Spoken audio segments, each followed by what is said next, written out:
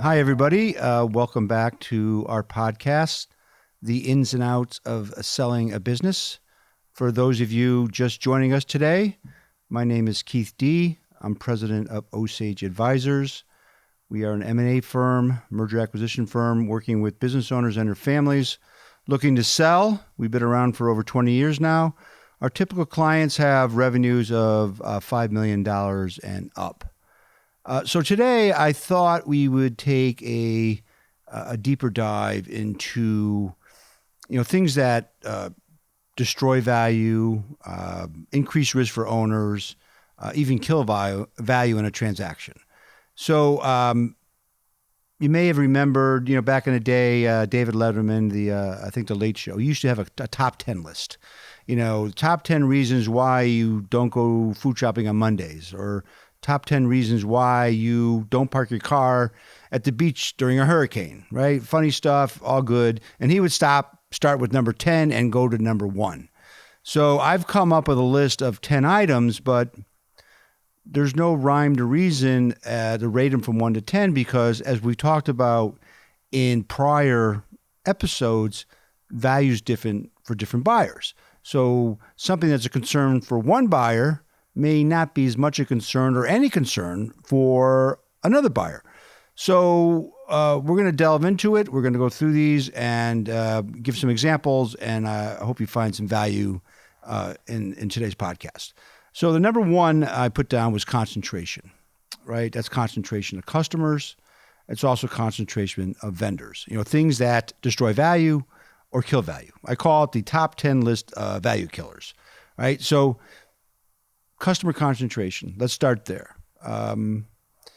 If you have one customer that you rely on 80% of your business, that could be an issue for one potential buyer. If you have a very detailed, broad customer base, that is attractive. Now, that being said, certain buyers are not typically overly concerned with concentration because they could already have many customers, and they're looking for capacity, looking for reasons they can utilize your facilities, as well as push product into you to help them build their business. So it's not as much of a concern. Where another buyer, say he likes your business, but you got one customer. So they're going to look to structure a deal that would maybe be contingent on that customer staying with you. So think about it, right? You have two companies, been around about the same amount of time, making the same product, about the same sales volume, and making about the same money. One sells for maybe 10 million, 20 million, 30 million, and the other one sells for maybe 5 million. 120, this guy's 10. Why is that? Well, the customer makeup could have a lot of effect on that. So you really got to take a look at that. If you're, the deals are structured. So if you are, several years away from thinking about selling, and you have some concentration with your business on customers, bringing a salesperson in, looking for ways to diversify, or at the end of the day is that, a firm like is finding the right buyer that doesn't have that concern, so that still you hold the value of your business as you perceive. So those are things that, I have that number one on the list. And we ask that question all the time when we're talking to prospective clients. What's your customer makeup? How long you've been dealing with your customer? What's your concentration? I mean, it's hard to get away from concentration in today's market in a lot of things, i.e., like if you're an Amazon reseller, you may have 2 or 3 products on it. If you work in the defense industry, you look in the medical device industry, things along those lines. But, finding that right buyer pool that doesn't necessarily put too much weight or a lot of weight on your customer makeup is important. In addition on concentration, things that, another item that people haven't focused on in the past but are really focused on now is, your vendors. What is your concentration of your vendors? Obviously, everybody's reading about it. We're in major supply chain issues right now. And it's hard to get product, everything. I mean, even today on the news, first thing, the top thing on the news at 6 a.m., there's no baby formula. Who would have ever thought about that? That was not even on people's radar screens. So, and we walked a trade show, a manufacturing trade show a couple of weeks ago. A couple of our clients were there that we had sold and stayed on. But we walked around just to kind of get a pulse of what the concerns were from some of the companies we met with, just to chat. And, everybody said to a T, I can't get product. So, if you have constraints and are not able to bring your product in, or your product comes in, you used to get in 30 days, now it's 120, 180, et cetera, the buyer's going to look at that as something that could decrease the valuation because they can't get the product out the door, therefore seeing a sales reduction down the road. So I'll give you a couple examples. We have a client that has a very diversified vendor base. They have a vendor base in Southeast Asia. They have a vendor base in India. They have a vendor base here in the U.S. So they provide themselves with 3 different sources of how to bring product in to meet the demands of the customers. And they were very smart about that. And they kept on. They have 20% of the business is onshored, right? They are going to continually buy U.S. as a backup plan if they have run into a problem getting product from overseas, which is a big issue right now because of the pandemic in Southeast Asia. Nothing's shipping. So that concern has been eased. So that's not destroying value from an overall from the buyer perspective. We have another company we're talking to. They have an extremely high reliance on one vendor. And if that vendor were to stop shipping, or in this case, stop accepting, the processes that these guys need to be done, where are they going to go?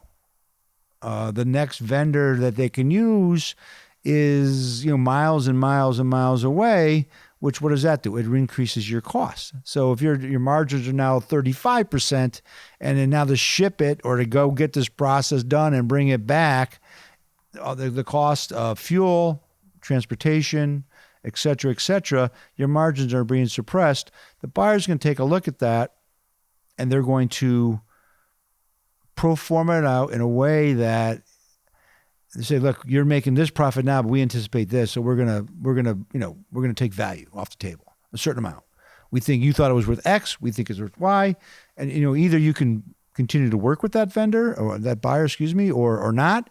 But there's other buyers out there that they already have a supply, right? They already have a vendor mix that you can just kind of tap into. It's not a concern. So the thing is, when you're looking at value, things that destroy value, you also got to look at the buyer when you're talking to them, that these things are at the surface, these things are important, and that when you get down to it, you're going to see a big differential in value from one buyer from another buyer because of how their company's made up and how they deal with these issues. So concentration is something to take a look at. If you could, depending on where you are in the life cycle of your business, if you can, augment that and find ways to reduce that, expand your vendor base, expand your customer base. Those are all positive things. And 2 on the list of the 10 is what we call non-recurring revenue. Right? We were talking to a company. My buddy sold his business for X. Mine must be worth the same. But you don't know how your buddy or your friend or your peer business, how they recognize revenue, how they bill their clients, how they ship, what their customers' makeup is, right? So when we talk about non-recurring revenue, we're talking about one time, a project. So let's talk a client we sold several years ago that was an HVAC contractor. He basically billed as he got the job done every time for 40 years. That's how he did his business. And we have another client that has service agreements with all his commercial customers, like a subscription, a reoccurring revenue. that it is definable, it is measurable, and the buyer's looking at that. I see a stream of revenues down the road that I can discount today or look at today and say, okay, this company's definitely worth X or even more, versus someone who does things on a project basis. You're done, boom, and now you go on to your next project. Where's that next project coming from? How am I going to do it? You can talk about, we have repeat customers, yes and no, but do they need my service today or they need it 6 months from now? So if you have a consistent revenue stream that's predictable as best it can be versus something that's worked on a project basis. And not just talking like, someone building a house or someone building a wall, construction related. There's a number of firms out there that are in, high tech, let's call it, IT companies. Many have gone through this, what they call this managed service, right? Which is basically, we're going to put you on a contract.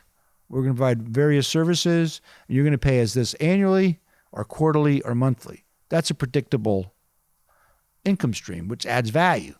Where we have another client, potential client we're talking to, it's all project based. Is that we did this project for you today. What else can we do for you? Let's take a look at it. Hey, I'll be back to you. The buyer looks at that. That suppresses value. That's an increased risk for you, and has to be worked through. Again, it comes back to the buyers. Some will have concerns about that. Others may not have such a concern about that. So that's number 2. So concentration's 1, non-recurring revenues 2. Third one is basically the owner, you. I mean, how much is we talked about this many times in the past. How much is the business dependent on you as the owner to drive growth? You got 2 companies, and I literally want to do a case study on this sometime. You had 2 companies, two friends. They opened up next to each other. Both manufacture a similar product. Dial forward 25 years. One is expanded 3 or 4 times, now 100,000 square foot facility, and has a strong team in place, and is doing 150, 200 employees. And then the other one is still in that 2,500 square foot space, has 5 employees that pretty much have been with it for 25 years, living a comfortable lifestyle, but hasn't really gone anywhere, right? He hasn't increased any value. So if a buyer comes in and they see that you have a deep team, hey, we all can't do it all ourselves. I mean, I don't think there's anybody out there, from the largest corporation in the world to a small company on Main Street, that doesn't rely on someone or a team to help them build their business. So if you don't have that management depth, that is going to destroy value, because the buyer is going to be highly reliant on you, and you may not want to be there, right? You're looking to sell, whether you're selling because you want to retire, or you're looking to sell because your spouse is ill and you want to spend more time taking care of them, or you just had it. And a lot of that's going on right now. I just don't want to work anymore, right? So, but you can't sell your business because everything's relying on you. So if you're an owner, again, depending on what life cycle you're in, you need to look at it, but looking to build your team over the next 2 to 3 to 5 to 10 to 20 years to expand your presence, to build your market, to build a strong team behind you is critical. Buyers buy companies not only for their product, but they buy them for their talent, their management teams. So if you do not have a strong management team in place, that's going to affect the value of your business moving forward. So that's number 3. So we talked about concentration. We talked about non-recurring revenue. We talked about owner reliance or lack of management. So number 4, no reported history of earnings. So, okay, you're a business, a family business. Most businesses, look to reduce income reduce profits, to minimize taxes. Anybody who owns a family business that there's add backs. And anybody buying a family business looks at the add backs. So as long as they're definable and auditable and proven, you add them back and you come up with your normalized profits. So that's where you get to that adjusted profit, adjusted EBITDA, and that's kind of what you sell off of. But if you've been in business and say you've had a couple tough years. In 2016, you 2 million EBITDA, you started trending down. 2000, went to 1.5 million, and then in 2018, 1 million, 19, and then all of a sudden, you have this negative curve going with your earnings for various reasons. You could have lost a customer, the competition's fierce, people are outsourcing the service or product overseas, but all of a sudden, boom, 2021, your profits start to rise again. People are onshoring. They want to use you again. So you're getting confidence. And now you're into 2022. And, you did 1 million EBITDA. You did no money in 2020. You did 1 million profit in 21. And now you're looking to do, we're halfway through 2022. You're looking to do, 1.5 million, maybe 2 million in 22. So look, I'm worth this much more money now, which is a natural reaction to have because your profitability. But you don't have a consistent earnings history. In fact, you've had a trough. So when you look to sell, the buyer's going to look at your history and look at your trends, and they're going to apply that to their formula of come up with a valuation. So not having a predictable, consistent earnings history is going to have effect on value, especially if you've had good earnings over years and certain circumstances or environmental situations, i.e. the COVID pandemic, et cetera, have played into it, and now you want to sell. Now, you could structure the deal where you get exit closing, and then if you continue to achieve over the next couple of years, we'll pay you that money out. But that means you got to stay on with the business and run it. So that's number 4. So number 1, concentration. Number 2, non-recurring revenue. Company relying on the owner, lack of management, and no real history of earnings. Those things destroy value. Number 5, unreliable financial information.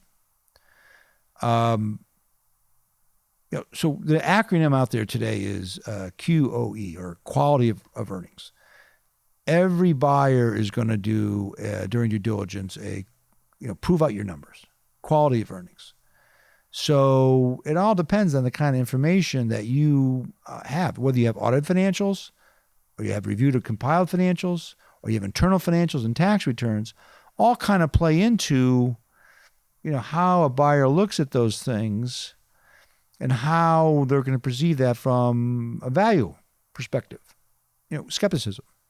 We talked about it before. The less skeptical they are, the higher the value. The more skeptical, the lower the value. So depending on where you are today, and like if you need to sell today, whether it's because of a health condition or a family health condition or some other, a partner dispute, a number of factors, what do you do about that? So we're going to scrub you. We scrub numbers. We're working on a deal right now, getting ready to take to market. And we're expending an extraordinary amount of time looking at their internal numbers, along with their CPA firm, et cetera. We have some things that we need to know, that we need to be comfortable with, that we can identify, we can speak to. We're all about transparency, so minimize surprises. So if you're, haven't had that detailed service, right? You haven't had that, outside CPA doing annual reporting for you. One way to maybe help you to get that value back up from a buyer perspective is do a sell side, QV, quality of earnings. What does that mean? Is that you hire your accounting firm to come in there to prove out your numbers. And they put together a very comprehensive report, PowerPoint presentation or PDF or whatever, that they look at a history of your business, not just the financial, but operational, people, et cetera. And that report we'll make that available to the buyer pool as part of our presentation when we go to market. We'll release it, of course, after they sign a CA, et cetera. But that gets the buyer more comfortable and confident that you've hired a reputable firm that does a quality of earnings, that basically proves out the financial information that is in the book that we put out. So today we've talked about 5 out of the 10.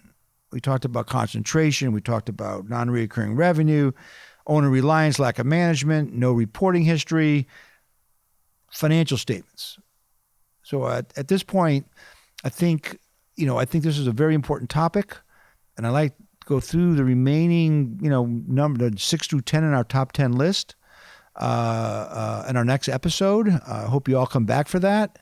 I thank you for being here today. My name is Keith D. I'm president of Osage Advisors. You can visit us at our website at osageadvisors.com. Feel free to give me a call at 860-767-3273, extension 1001, or shoot me an email at kdee@osageadvisors.com. Thanks for being here today. We greatly appreciate it, and have a terrific day.